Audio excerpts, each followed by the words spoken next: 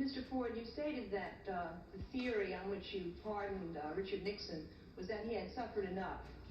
And I'm interested in that theory because the logical consequence of that is that somebody who resigns in the face of virtually certain impeachment, or somebody who is impeached, should not be punished, because the impeachment or the resignation in face of impeachment is punishment enough.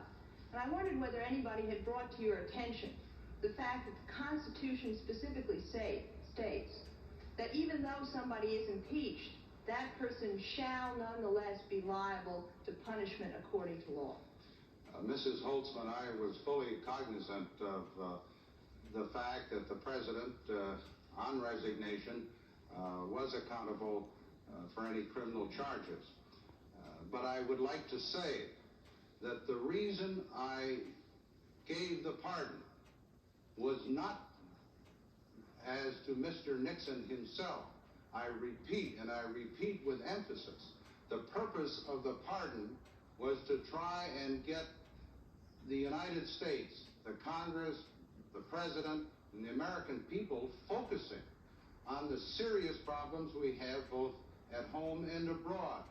And I was absolutely convinced then, as I am now, that if we had had this series, an indictment, a trial, a conviction, and anything else that transpired after that, that the attention of the President, the Congress, and the American people would have been diverted from the problems that we have to solve. And that was the principal reason for my granting of the pardon. That Elizabeth Holtzman joins me now. Jill Wine-Banks is with me now. That's almost 50 years old now. It's aged remarkably well insofar as I'm still hearing that argument, Liz Holtzman. I'm still hearing we got other things to do than indict Donald Trump and deal with this stuff. We've got China and inflation and Ukraine and the price of eggs and all this kind of stuff. Tell me your thoughts 50 years after that, almost 50 years later. My views on that haven't changed because the issue of the pardon has to do with our democracy. Yes, we have issues with China, Russia, Ukraine, inflation. We'll always have those kinds of issues. But preserving our democracy allows us to deal with those issues as we have in the past. If we destroy our democracy, if we allow a president to become an autocrat, if we allow presidents to pardon themselves, then that's what we have. We're down the road to tyranny.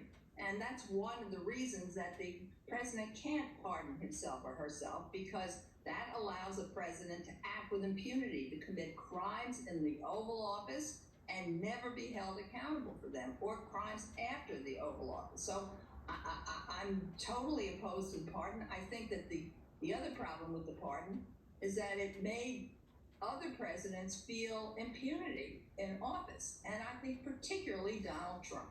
And I suspect, I'm not sure about this, of course, it's all speculation, that if Nixon hadn't been pardoned and the criminal process had been allowed to run its course, whatever the judgment ultimately was, that Donald Trump wouldn't have felt the right to behave as he had and to instigate an insurrection and to do all the other acts that he did in office that were either criminal or an abuse of power. And Jill, I got a minute left, but I suspect you feel the same way, that if this is not allowed to proceed the way it should, then in 50 years, the three of us are going to be having this conversation again about how, back in 2023, they should have let that process play out because so-and-so is now abusing it.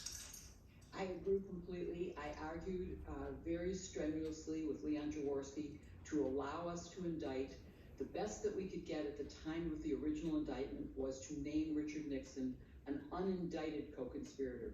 But I do believe that my friend Liz Holtzman has said it very well, that if we had gone ahead and indicted him, the evidence was sufficient for conviction, and that we wouldn't be having this conversation now, and that Donald Trump might, and I say might very, very strongly, might have learned a lesson and not done the crimes that he did in office that are now so clear, as we can see in this indictment. It's very clear that he's committed crimes.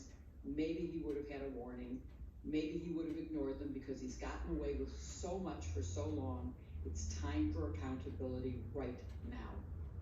I'm glad that we have both of you with your remarkable, not just institutional memory, but actual memory of what happened back then to inform us about what we're looking at right now. Jill Wine-Banks. Banks is a former assistant Watergate special prosecutor and an MSNBC contributor. And former Democratic Congresswoman Elizabeth Holtzman of New York was part of the panel, the congressional panel that voted for the impeachment of Donald Trump. Of Richard Nixon.